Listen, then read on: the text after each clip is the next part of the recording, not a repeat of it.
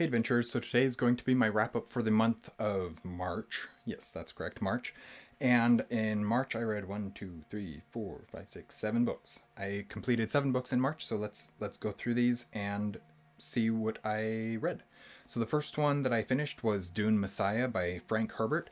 This is the sequel to Dune, and a lot of people say that Dune Messiah and I think it's Children of Dune are better than the first Dune book, or in some ways are better than the first Dune book. And I, first off, it's a much shorter book, and the story is very different. But I very much enjoyed what I was reading. In a lot of ways, I feel like this is one that I will need to go back and read again to fully understand all of the implications of what's going on in this story. But I did enjoy it quite a bit, and I definitely want to continue on to Children of Dune and see how much of the Dune franchise I continue wanting to read. I did enjoy it a lot. I think there's some really interesting storytelling going on here. It's a lot very political. This book gets into a lot of the politics of this series, and I feel like there's a huge chunk of there's a time jump between Dune and Dune Messiah, and I feel like that time jump, you miss a whole bunch of stuff, and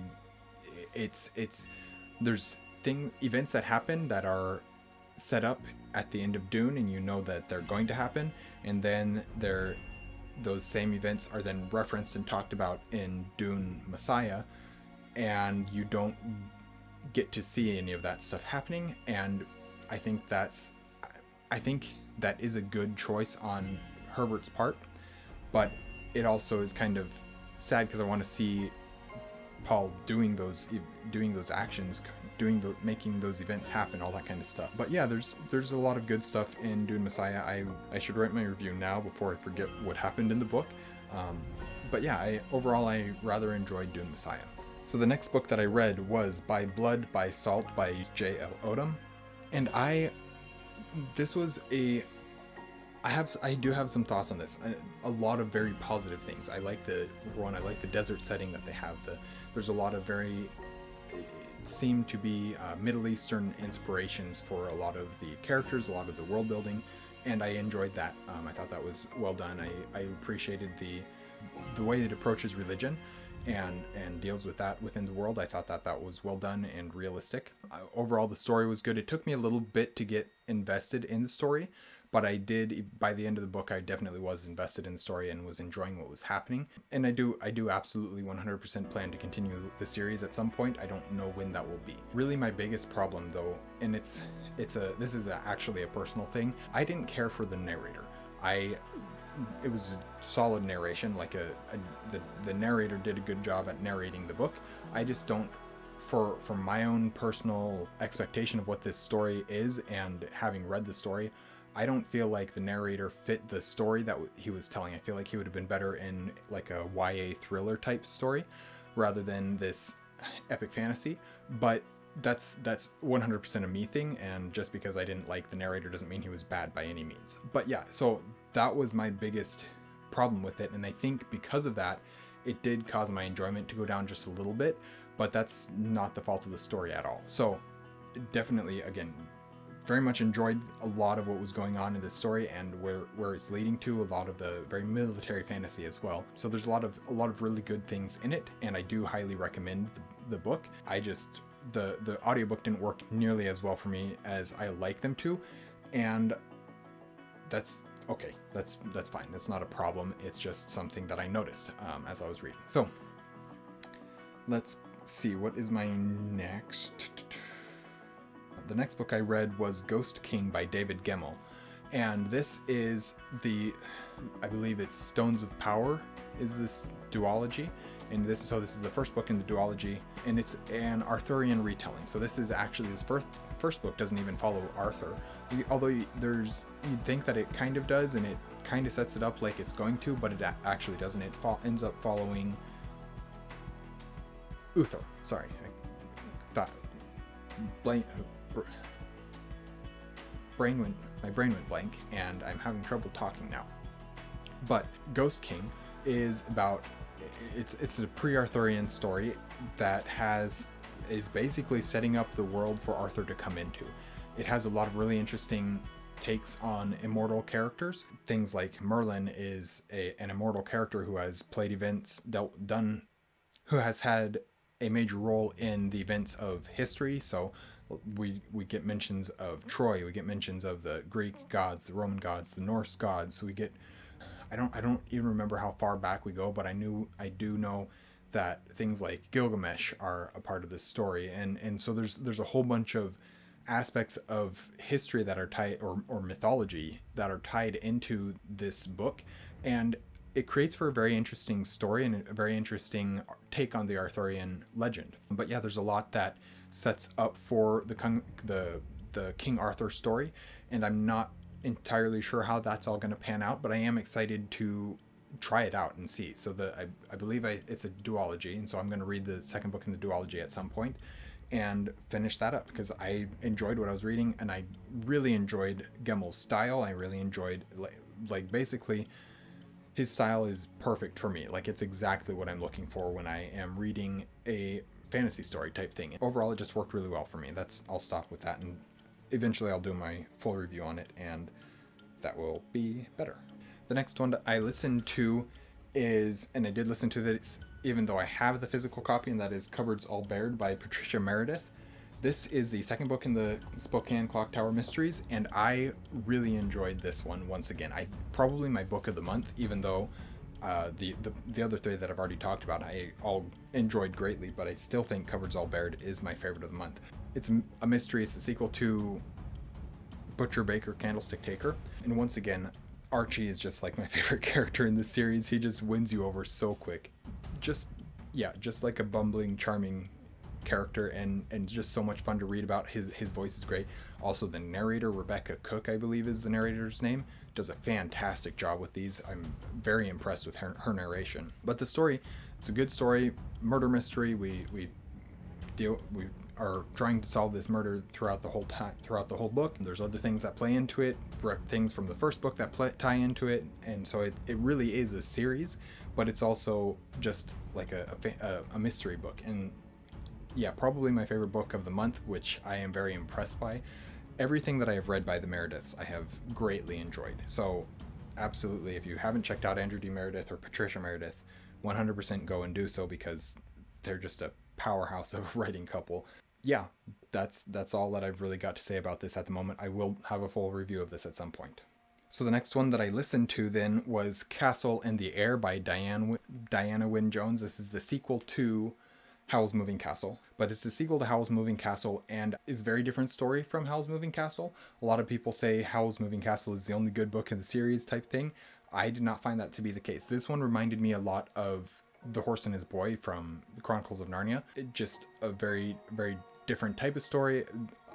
There's some similarities between the two in the fact that we're following more of a Middle Eastern character or Middle Eastern inspired setting and culture, and so our main character is inspired by that, and it ties into the story, it ties into the culture, and ties into the character and his manner of thinking and actions and everything like that. The world building, we go to a different part of the world, and we're not following Howl and Sophie and those characters in this book.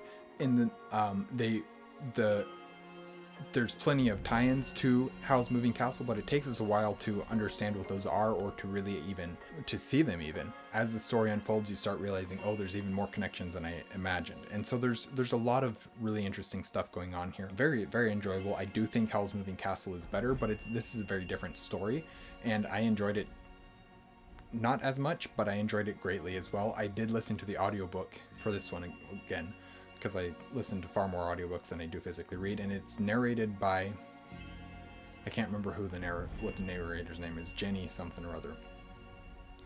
And she also did some of the Earthsea books by Le Guin, and her narration of those was really good. And then I come listen to this one, and it's like, this fits the world so perfectly. Her voice fits the voice of these books, the style, the world so perfectly, and just I really enjoyed her narration of these stories as well. The next one that I did physically read, well, I didn't physically read, I read it on ebook. I was reading this with Derek Bailey, and we decided to pick this up, and that is Beowulf. It's something that I have never actually read. I've needed to many times. I've started trying to at various points and just never have gotten to it. I've got copies of it, at least one copy, and my family's got a copy.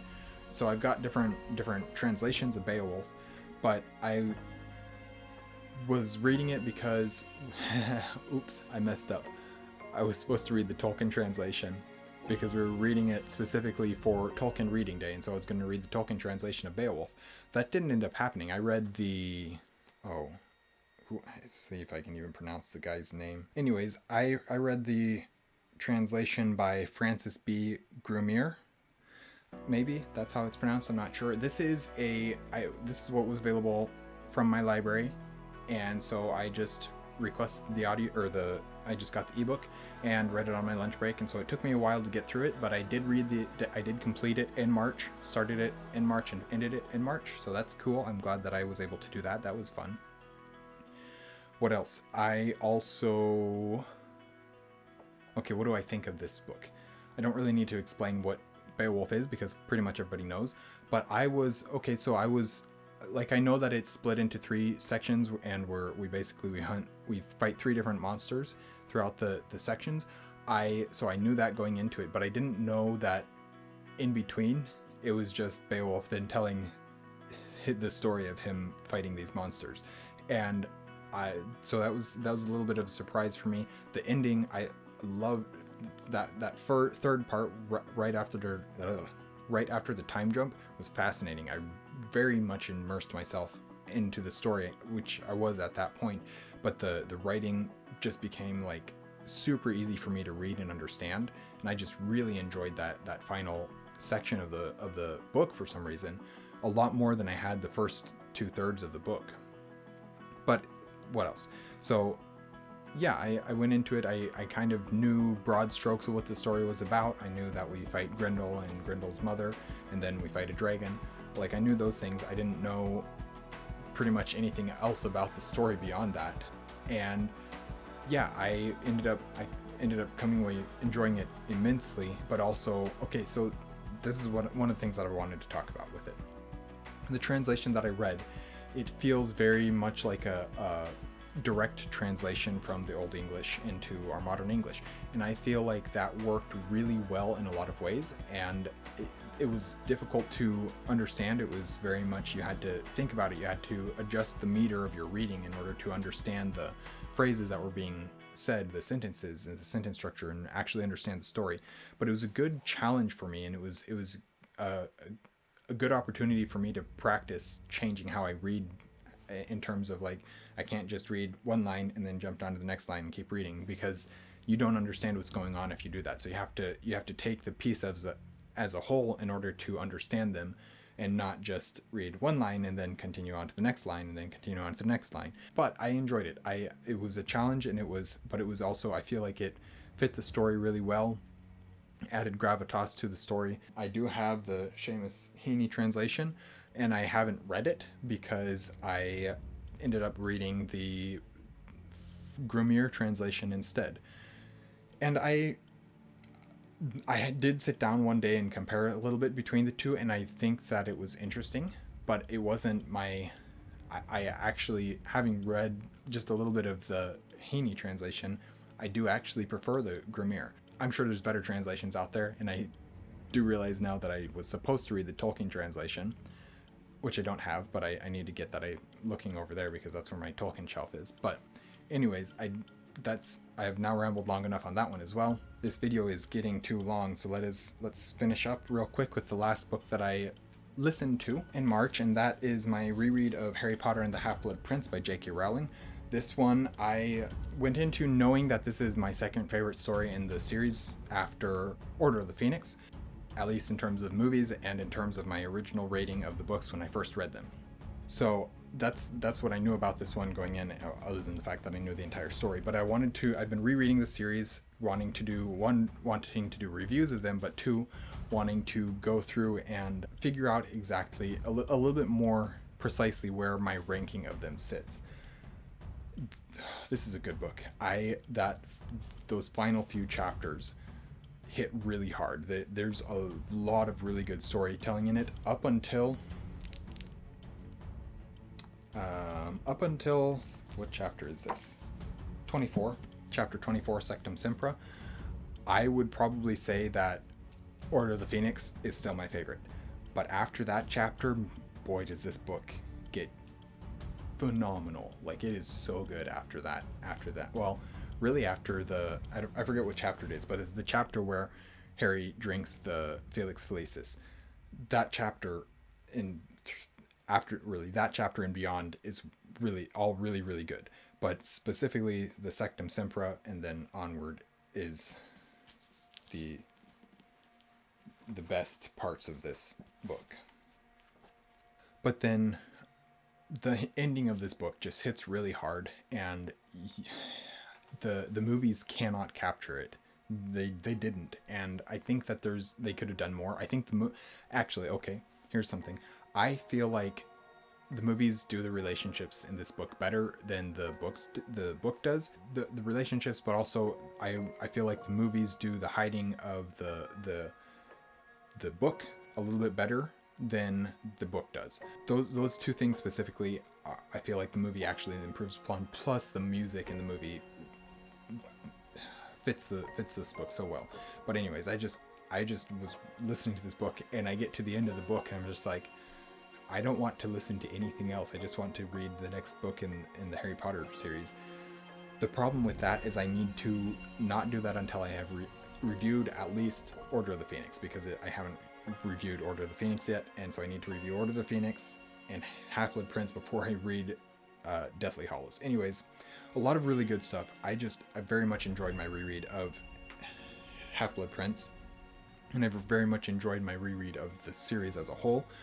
Each book getting successively better as a whole. Order of the Phoenix holds up from chapter 1 to the end. I feel like Order of the Phoenix is stronger in every single chapter, but that last section, last third of Half-Blood Prince is stronger than Order of the Phoenix, and it's hard. It might have taken first place. This book might have taken first place in the series. We will see. I need to sit back and think about it a little bit more, but all I remember is just sitting afterwards thinking like, man, this is my favorite book. This is so good. Yeah, very, very much enjoyed rereading Harry Potter. So that is my wrap up for the month of March. I have taken way too long to film this video. I am going to go now. Thank you guys for watching an Erudite Adventure. We post videos every Monday and Thursday, and have our social medias linked in the description down below. Please like, comment, and subscribe if you haven't already, and we will see you guys again soon. Stay warm.